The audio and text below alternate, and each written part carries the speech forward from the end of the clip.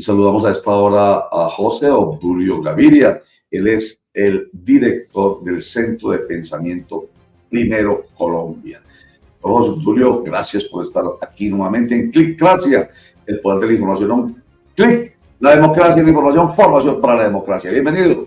Gracias, Roger, por la invitación. Encantado de acompañarte.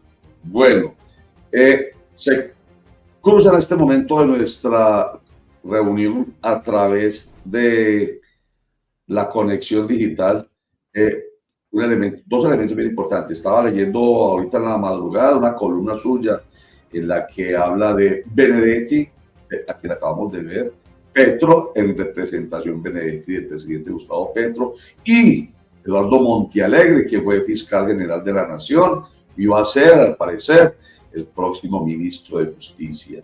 Entonces usted habla de ellos y entonces aprovecho esta oportunidad pensando en su columna y en esto que usted acaba de ver de Benedetti, Armando Benedetti, que veo que están como, permítame la expresión, de pronto reculando un poquito, diciendo, no, momentico, es que nosotros sí respetamos, lo que decidamos lo tiene que ver primero, revisar primero y aprobar primero la Corte Constitucional. Y lo que la Corte diga, nosotros lo acatamos. ¿Eso no cambia un poquitico el discurso, doctor José Obdulio? Lágrimas de cocodrilo, Roger.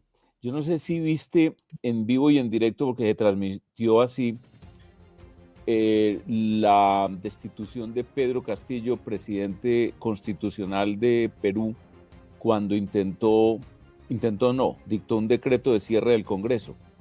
Te pregunto si lo viste porque eso tuvo una transmisión patética y fue la siguiente: cómo salía Pedro Castillo con un maletincito y estaban las cámaras.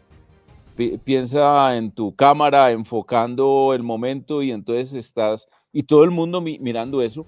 Se suben en un carro el ministro del Interior, es decir, el Benedetti de allá, que había sido el que redactó el decreto, un decreto absurdo de cierre del Congreso, y comienzan a dirigirse al aeropuerto, una caravana pequeñita, y en vivo y en directo también la policía da la orden de que sea parada o que sean bloqueados los vehículos de la caravana y los hagan continuar o transitar hacia un despacho judicial.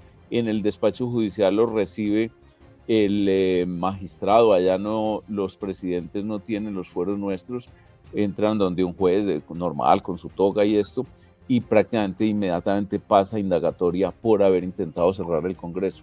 Que sepa Petro y que sepa Benedetti y que sepa Montealegre que pueden someterse a esa misma situación. Pero esto es por, haberlo intentado, ¿cierto? No, porque ellos ellos dicen que van a dictar el decreto. Ah, bueno, pero el entonces... decreto es una sublevación. Eso sí, tiene... Bueno, digamos que sí. Hay un elemento nuevo y es el que haya dicho: ojo, nosotros este decreto lo hacemos revisar de la Corte Constitucional. Es lo que ha dicho. Maravilloso. Ojalá lo hiciera. Es lo que ha dicho. Lo dijo ante los miembros de Asobancaria. Yo ayer lo vi la entrevista posterior. Entonces, por eso hoy traigo como un elemento. Yo te doy otro elemento. Es lo poco que... Es que yo no sé, Benedetti pasó tantos años. Él tuvo 5, 6, 7 por 4, 28. Sí. ¿Y cómo te parece diciendo que va a hacer revisar de la Corte Constitucional un decreto? Eso no es así. Hay una sala del Consejo de Estado que tiene esa función. Se llama sala de consulta. Son unos sabios y esa gente sabe mucho. Que los consulten. Es muy bueno que lo consulten. El presidente del Consejo de Estado, yo lo cito ahí en el artículo, ya los dijo. Ya los mandó decir. Pilas. Ustedes están muy locos. Bueno, entonces esa es una, perfecto. Desde ayer venimos nosotros aquí conversando con quién o cuál es realmente de allá, en esa rama del Poder Judicial, que ya entra a jugar un papel importante en esto del reconocimiento de la separación de poderes. Entra a jugar un papel muy importante la rama del Poder Judicial, pero entonces viene la dificultad de quién tiene entonces la autoridad, la potestad. La Corte no hay, Consejo de Estado. no Entonces, hay, no hay, no Consejo hay, de Estado. Y ahí no fue hay- muy raro que habla Benedetti de la Corte Constitucional. Lo primero, pero devolvámonos un poquitico a ese elemento que es el de la reforma, que ha dicho, en el hipotético momento que decida el Senado aprobar la reforma, nosotros no convocamos a consulta popular. ¿Cómo ve usted esa afirmación hipotética? Roger, en el año 1848, el Senado era el que elegía al presidente. Y entonces hubo asonadas muy parecidas, idénticas a las de Petro, porque el pueblo, dijéramos, asusado, decía que si no elegían al candidato liberal, a José Hilario López, los mataba, quemaban el Senado con toda la gente adentro. Incluso esa sesión del Senado fue en una iglesia. Todavía no estaba lo que hoy es el Teatro Colón, que fue donde terminó sesionando mucho tiempo también el Senado, y no se había construido el Capitolio. Y entonces un senador muy conocido por nosotros, porque él se asentó en Antioquia, Mariano Espina Rodríguez, votó por José Hilario López y dijo: voto por José Hilario López para que el Senado no sea asesinado. Es parecido. O sea que si el Senado no vota como quiere Petro, como quiere Benedetti, como quiere Montealegre, Montealegre en su oficina decreta la inexequibilidad desde su oficina. Sí. O Benedetti le manda a decir al Senado que los va a quemar, o que los va a rodear por la plebe, o que los va les ha dicho HP, todo lo que les han dicho a los senadores. Los senadores, en cambio, tranquilos. Yo los veo muy tranquilos. He hablado con varios de ellos. Pero Cepeda. ¿Cómo? Cepeda no está tan tranquilo. No, pero tranquilo en el sentido de que los amenacen y los que... bueno. Vio el comunicado tan serio y tan enérgico y contundente de los 8 partidos. Porque recuerde que realmente partido de oposición comenzó como tal el Partido Centro Democrático. Luego el Partido Cambio Radical pasó también a ser oposición, y 6 partidos han estado votando incluso como partidos o de gobierno o independientes. Ya en esta semana, a raíz de las amenazas de que nos van, si no votan como yo quiero, el Senado será asesinado.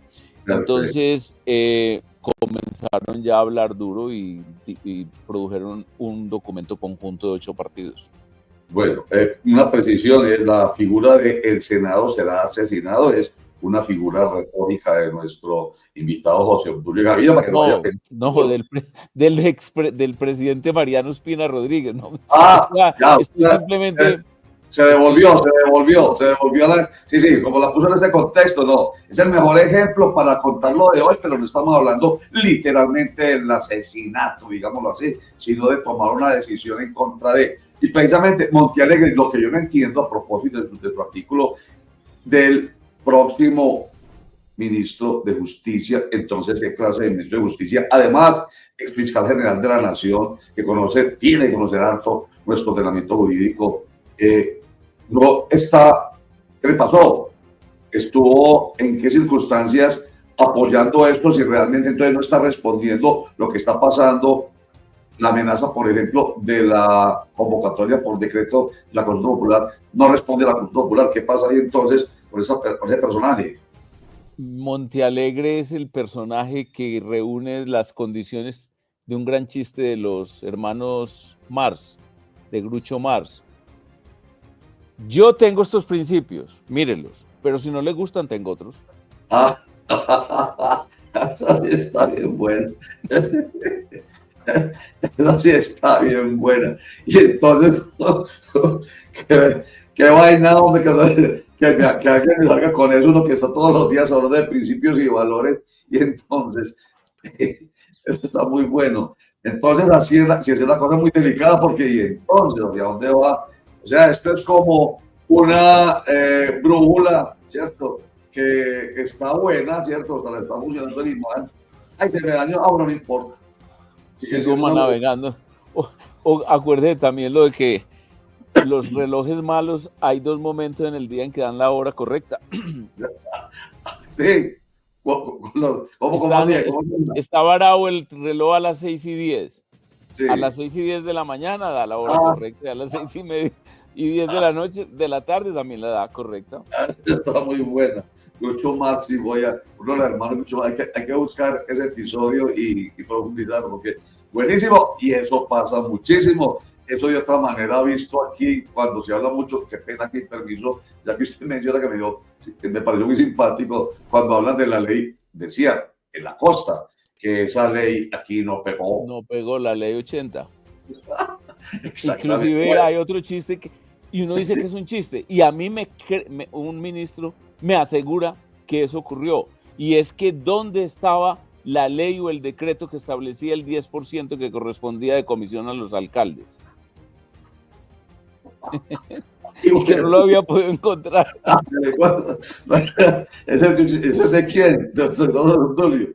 Eso es un chiste en Bogotá, pero que hay un ministro que me aseguraba que oyó decirle a un Sí. alcalde o preguntarle a un alcalde que cuál era el decreto que establecía el 10% de comisión. Ese sí no lo había escuchado porque me parece mucho al de la costa y aquí no pegó esa ley. Y eso sí, esta sí es de verdad. Yo recordé a Turbay con el justo, ¿cómo se llama? La La corrupción hay corrupción en sus justas proporciones. justas proporciones. Esa sí fue verdad, ¿cierto? Sí, pero tenía toda la razón. Así, pues, tía, ¿cómo así? ¿En qué Porque es que sentido? está establecido hoy en el mundo, eso ya se llama compliance, eso tiene además una corriente de nuestra profesión de abogados en el conjunto también de las disciplinas sociales y económicas, que establece que eh, la única manera de generar una sociedad no corrupta, al 100%, que es imposible, pero es disminuir la normatividad hasta sus mínimas proporciones. Y por lo tanto, la corrupción comienza a estar en unas justas proporciones, es decir, mínima. Mientras más legislación haya, mientras más regulación haya, por ejemplo, le voy a poner un caso ya de este momento. Si usted aprueba la ley de reforma laboral, usted genera informalidad en la contratación de los trabajadores de la noche o despido. Eso está comprobado.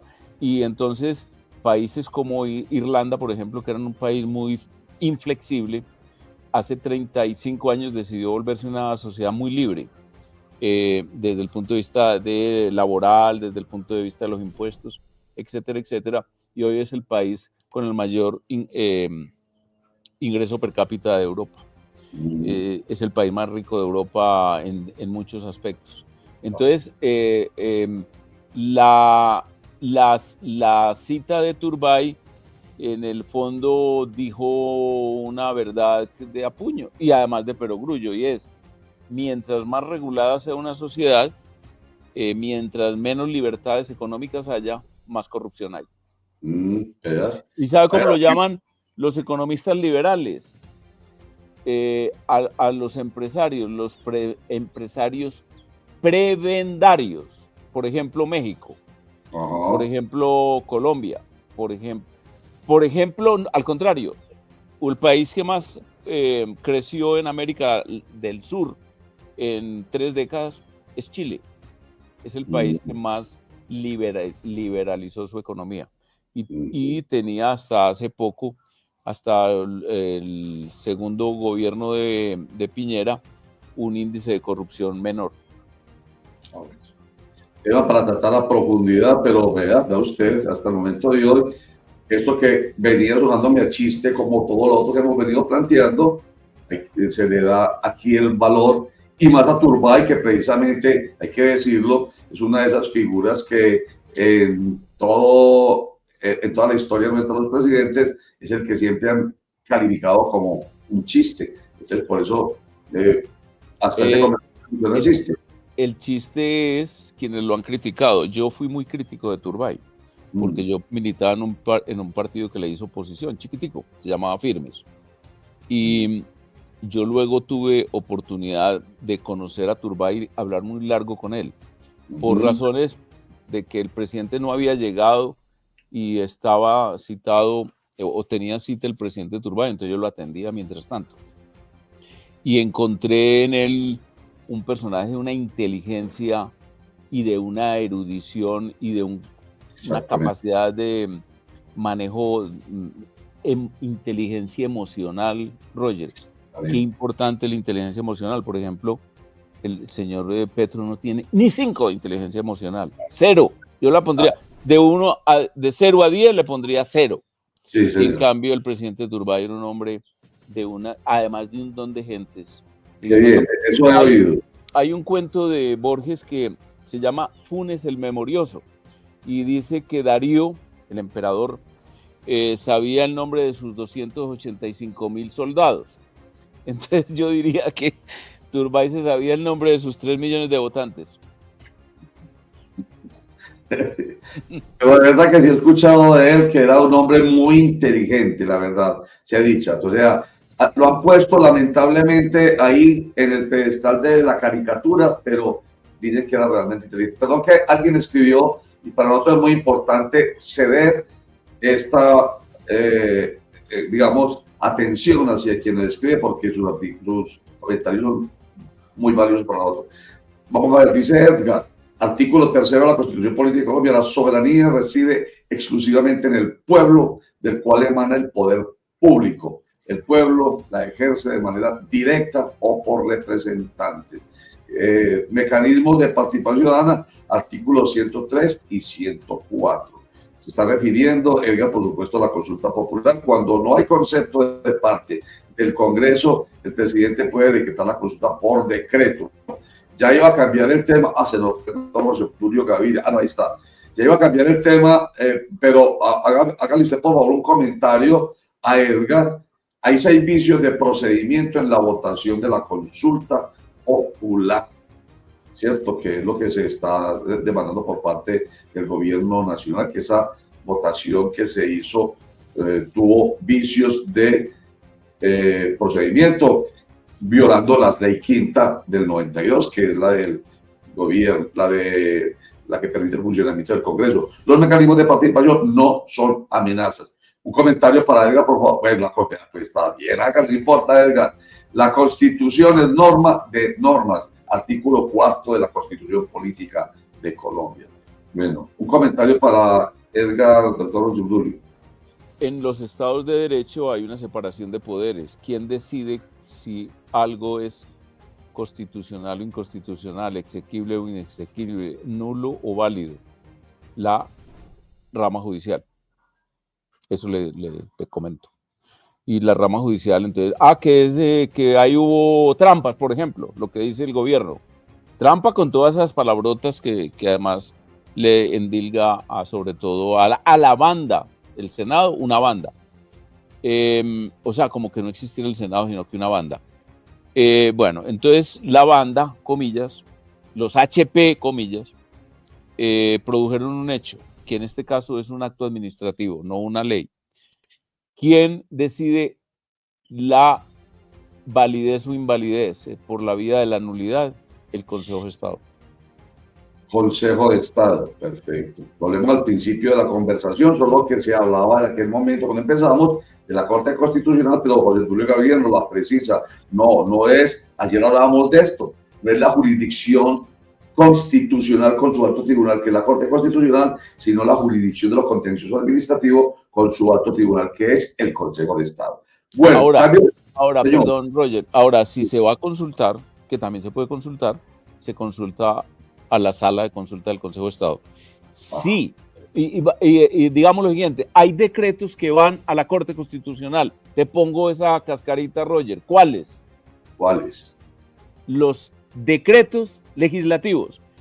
El Ejecutivo tiene la posibilidad de dictar decretos con fuerza de ley o con condición de ley o con carácter de ley, que son los decretos dictados o porque le dieron al Ejecutivo las facultades para dictarlas o porque en circunstancias muy especiales, en momentos difíciles de seguridad, de problemas, de tragedias o en problemas económicos graves, entonces el gobierno hace lo que anteriormente se llamaba el Estado, dicta una situación de estado de sitio, así se llamaba en la Constitución del 91 y así la conoce todavía mucha gente, que son estados de conmoción, y ahí dicta decretos que son leyes.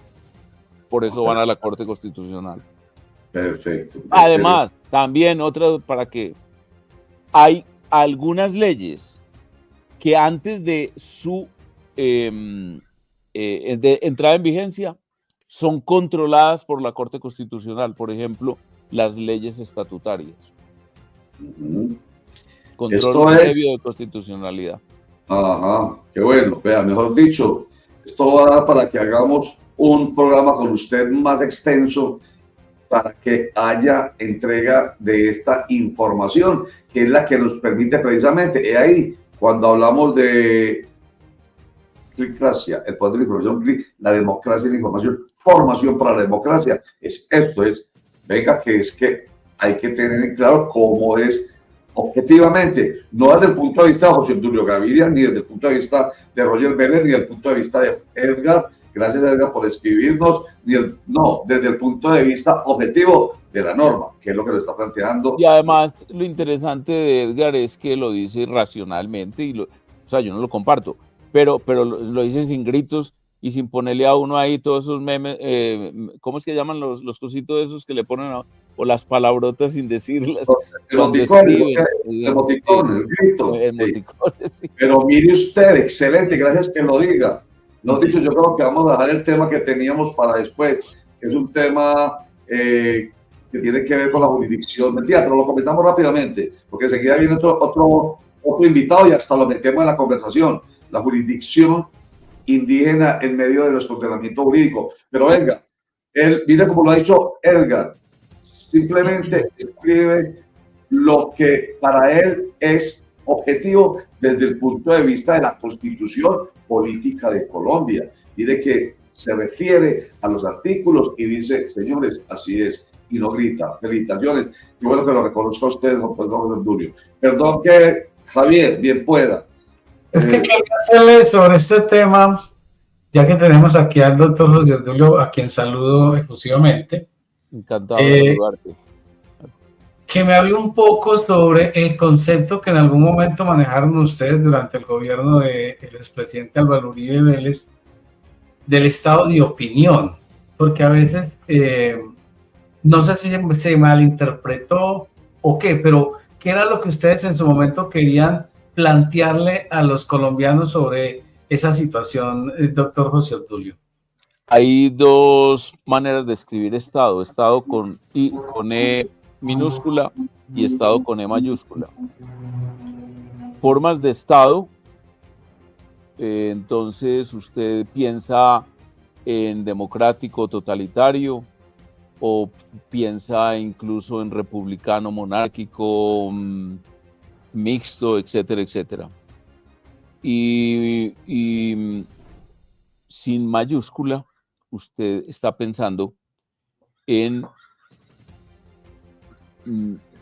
mecanismos de vinculación, por ejemplo, del Ejecutivo, una rama del Estado, con el pueblo. Entonces, en el gobierno del presidente Uribe estaban comenzando a darse las redes. Ustedes se acuerdan que la red primera de nosotros era el BlackBerry. Eso fue, como dijéramos, un antepasado del WhatsApp de hoy o del Telegram. La transmisión en directo de algunos eventos que suponían una interrelación muy dinámica con la población, con el pueblo, los consejos comunales de gobierno, las reuniones de seguridad sacadas de los recintos cerrados y misteriosos y pasados, por ejemplo, al recinto del consejo en un determinado pueblo, o al de la asamblea, o al de una sala buena, por ejemplo, en la Cámara de Comercio, que en la gran mayoría de las ciudades pequeñas es como lo mejor. Por ejemplo, en Bello, el mejor sitio para reunirse es la Cámara de Comercio.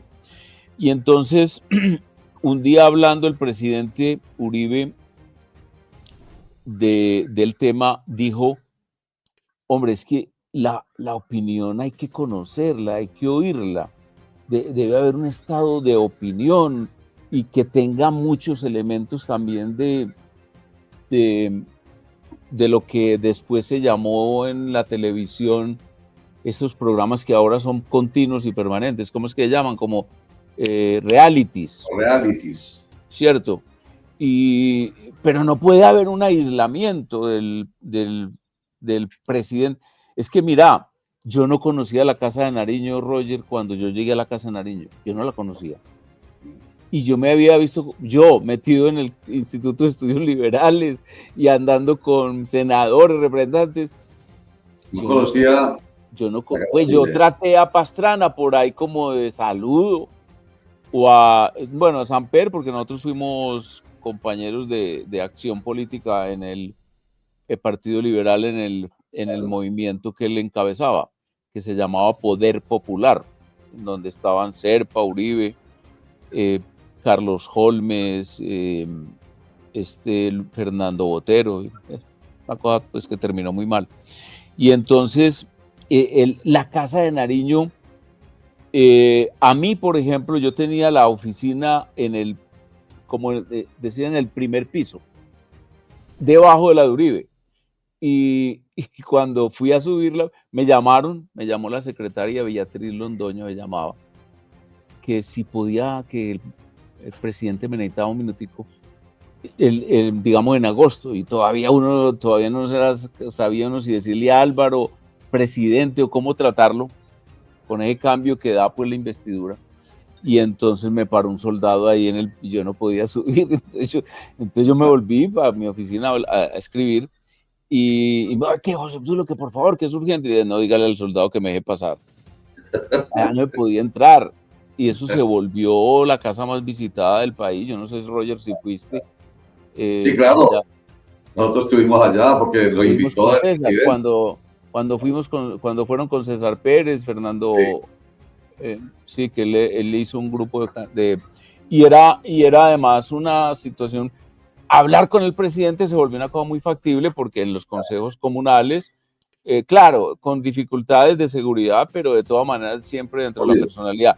Ese es en esencia el estado de opinión de Álvaro Uribe. O sea, no es un estado para gobernar con mecanismos de participación. No. De hecho, hubo un mecanismo de participación que fue el del referendo, que lo perdimos. Solamente se ganó un artículo y una pregunta, a pesar de que todas las respuestas fueron más del 90%, el umbral, que es muy alto en los referendos, no se logró. Perfecto. Entonces, Obdulio, bueno, ¿sabe qué? Yo lo voy a molestar la próxima semana porque es el tema de la jurisdicción indígena, a propósito de un castigo atroz y terrible que se le propinó a una menor de edad indígena en una comunidad de Risaralda. Yo lo voy a volver a molestar la semana entrante porque creo que es muy importante que hablemos sobre ese tema. Además que nos acabó el tiempo, pero sí, valía la pena que nos metiéramos con lo que nos metimos. Claro. Y termina lo siguiente. Gracias a la pregunta de Javier y gracias a la respuesta suya. Sabe que yo tenía otra idea también de lo del estado de opinión. Y usted, ahorita con la respuesta, más el reconocimiento que le hace a Edgar, me hace pensarlo distinto, porque yo siempre pensé lo siguiente, y con esto voy a terminar, pero tengo que decirlo a usted. Esto es obra del doctor José Obdulio Gaviria, que yo lo conozco. Esto es idea del doctor José Obdulio Gaviria. Y como tiene Álvaro Uribe tan buena opinión desde el punto de vista de la encuesta, la favorabilidad disparada, entonces, ¿para qué recurrir a la norma? ¿Para qué recurrir a los procedimientos normativos si la gente simplemente dice, yo creo, yo opino, yo pienso que sea Uribe y ya? Algo así.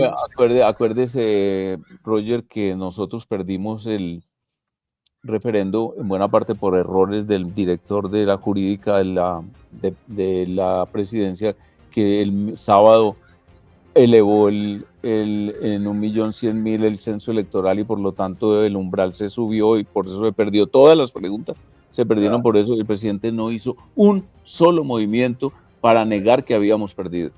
Por supuesto. Ni uno solo. Por supuesto, eso fue empezando el gobierno de Uribe, ¿no? Pero es que después Ya, hay una frase bellísima, búsquela. Venga, qué pena, venga para que me lo diga, qué pena, pues saludemos a nuestro invitado que también es abogado y le gustan estos temas, lo saludamos y hacemos la transición para no dejarlo ahí esperando, saludemos a, pero perdón, que esta conversación con nuestro invitado José Obdulio Gaviria nos inspire a mirar de una manera distinta la política, la atención de esto que tiene que ver con todo, la política y las relaciones institucionales, que nos inspire. La fábrica de la inspiración, la fábrica de todos, fábrica de licores y alcoholes de Antioquia. A ver, a José Abad Zuleta, abogado, bienvenido, un saludo aquí, crucémonos mientras, y también está con la doctora, ellos dos, enseguida los vamos a presentar porque hoy van a hacer la presentación. ¿Cómo? Yo quería saludar a José Obdulio. Sí, por eso. Usted, Roger, si sabías que somos colegas y compañeros en un tramo muy largo, porque él era el mejor penalista del esquema de trabajo de la Universidad Autónoma Latinoamericana, que forman los mejores penalistas, en mi opinión, de Colombia. Hombre, qué alegría saludarte. Sí, pero cuento, los mejores penalistas de Antioquia están son egresados de la Autónoma y en buena parte por el invitado tuyo de hoy. Qué bien. Por respeto con la dama, verte, José Abad. Pero por respeto con la dama que está al lado suyo, qué pena, no sabía que iba a estar con nosotros, por eso no le tengo el crédito. Ella se llama Hilda Rosa del Valle. La autora de este libro. Sí, la autora del libro que vamos a presentar, pero entonces termine, doctor José Obdulio, y enseguida damos, para que no le pierdan la idea del comentario. No, no, se me olvidó. Bueno, perdón. Sí. Estaban hablando del censo electoral, de cómo el director de la jurídica... No, hombre, una frase... Todas las preguntas. Acuérdense que la Corte Constitucional es creación de la Constitución del 91. Antes había una sala que se llamaba Sala Constitucional de la Corte Suprema de Justicia, que es lo que ocurre en muchos de los países. A mí me gusta más esa forma. Pero bueno, eso es una gran discusión. Y entonces, ¿se acuerda, José Abad, que esas reformas constitucionales que intentaron todos los gobiernos, todas inconstitucionales, todas inexequibles? Y entonces todos los ministros salían furiosos a hablar mal de la Corte. Y entonces le preguntan a Belisario que le tumbaron, así se llama, le tumbaron una reforma constitucional. Doctor, yo no sé qué, la democracia.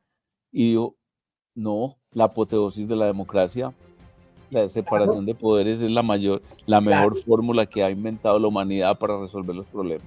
Claro, aquí hemos hablado con Roger de eso. Sí. Entonces, y a uno le da rabia y lo que sea, pero la diferencia entre un demócrata como Belisario o como Uribe, porque Uribe además viene de una escuela que uno a veces se estremece mucho, y es la exegética. Ajá. Ellos son abogados que vienen de una generación que se formó en la Universidad de Antioquia, décadas del 60 y del 70, y que no dejan para nada que se ponga en discusión el texto mismo constitucional. Existe, léalo, y los jueces son los que dicen qué es la ley. Claro. Exegética en el sentido de que para la comprensión de nuestros internados y televidentes. Es la descripción de la norma, lo que dice la norma. ¿Cómo la está interpretando normas, José Abad, que no necesitan ningún intérprete y que le interpretan? Porque es que la sociedad y entonces las necesidades, y entonces por lo tanto la Corte Constitucional legisla y le dice al Ejecutivo y al Legislativo, ¿dónde invierte? Y al Legislativo, ¿cómo la redacta nuevamente para que quede como ellos dicen que debe ser? Claro, pero ustedes que son abogados muy prestigiosos y muy prestantes, recuerden que también existe la hermenéutica, y entonces ¿a dónde chocan? Nunca chocan. Lo que pasa es que la hermenéutica tiene otra proyección, y es en cuanto a la dialéctica.